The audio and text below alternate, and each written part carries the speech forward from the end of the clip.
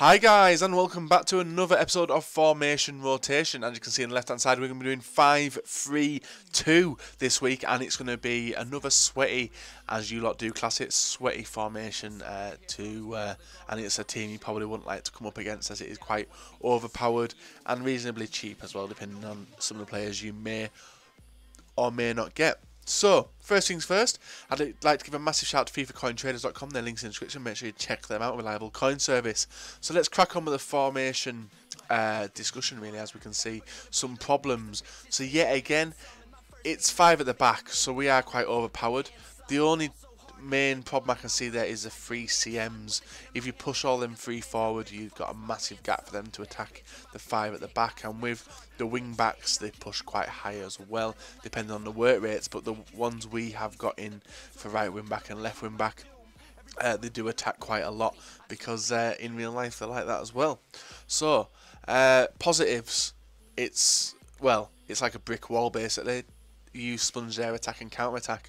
So the only thing I can recommend with the strikers and maybe the centre midfielders is that you have fast players in there, as well as some defensive work rate for the CMs as well, to make sure they do stay back.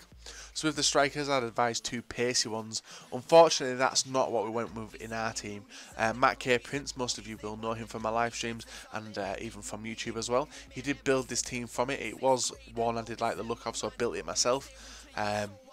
So props to him for building that team, and he did build them with the work rates correct as well as to the formation. So moving on with let's start the squad builder and get on with it, really. So there's goalkeeper is going to be Marchisio. We're going to be putting in, he's an overpowered fucking keeper. He saved me quite a few times actually over these 4 games, which was very surprising. Centre back to start off with, we are going to go with Diakite in the centre, and to the right hand side we're going to go with Gambarini, and then to the left hand side we're going to go with Giroud as well. So as you can see there, we're going to go with the Serie A link on this side and the BPL link here. So let's continue with the BPL, and let's go with the left wing back, who's not in the formation because we're saving a little bit of monies because we're cheapskate, and it's not Jordi Alba, and he's a left back, and it is Kieran Gibbs. So we went for Gibbs there, and then for the centre midfield, let's get back onto the formation, correct formation, and it is Jack Wilshere. So that's with the Arsenal link there, getting decent links. For the right wing back on this side, we've gone with Abate. We have had him before in a 5 at the back formation, and he did fit in quite well in it as well, but with his high attacking, it's the only bit of a downfall. Centre midfielder, we're going to go with inform Marchisio, and then for the proper centre midfielder, it's going to be Diarra. So you will have to pay a little bit more for Diarra because he originally had CDM, but we have got him in the CM position. So with him being right in the centre, he does get the link up with the 2 strikers. First one being Samuel Eto'o on the left, and then Traore on the right. Now with me saying you need 2 fast strikers, Traore isn't as fast as I would like a player. I would probably, if you could, change him up with someone else, depending on who you did want. So that is the team built, guys. Looks fairly nice, looks very sweaty.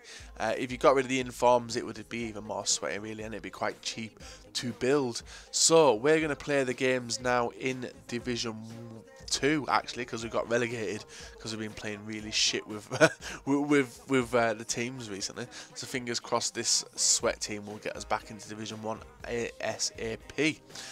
So also, guys, I want to know the discussion which you like to start on these videos, and do you use this formation? What work rates would you apply for the centre mids? What benefits for this formation do you see? And what's the main negative of it? Because I'll be honest, I've played with this and 5-2-2-1 now, and 5-2-2-1 has got a lot more to it. If you're looking to play the counter attack with this formation, it's very difficult because there's no wingers there. That's one massive fault in it. If you pull the left back and the right back up, you're then left with 3 at the back, and it can get pretty dangerous and annoying then. So yeah, I'll be back in a second, guys. I'm now going to show you the highlights from the 4 games we did play, show you some negatives and some positive highlights as well. So I'll be back in a sec.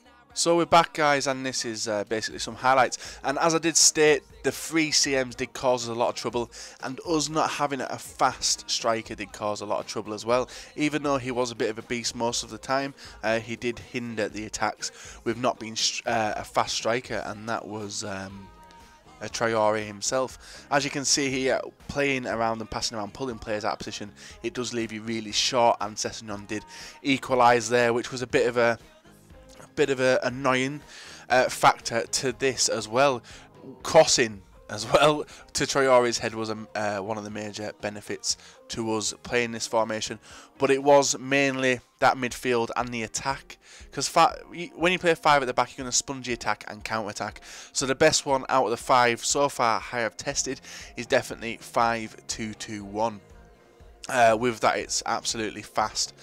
Fast attack as well. We do score an epic goal though in this. Is it in this one? I can't remember now. It might not actually be a good goal actually. With one of the centre midfields, I would advise you to get a fast person as well. We did have a decent player in Jack Wilshere. He does show later on in the highlights. He's good, and it was the inform one. Here was another highlight of how you can be vulnerable to counter attack, especially when you're left with 3 when you pull all the wing backs up as well.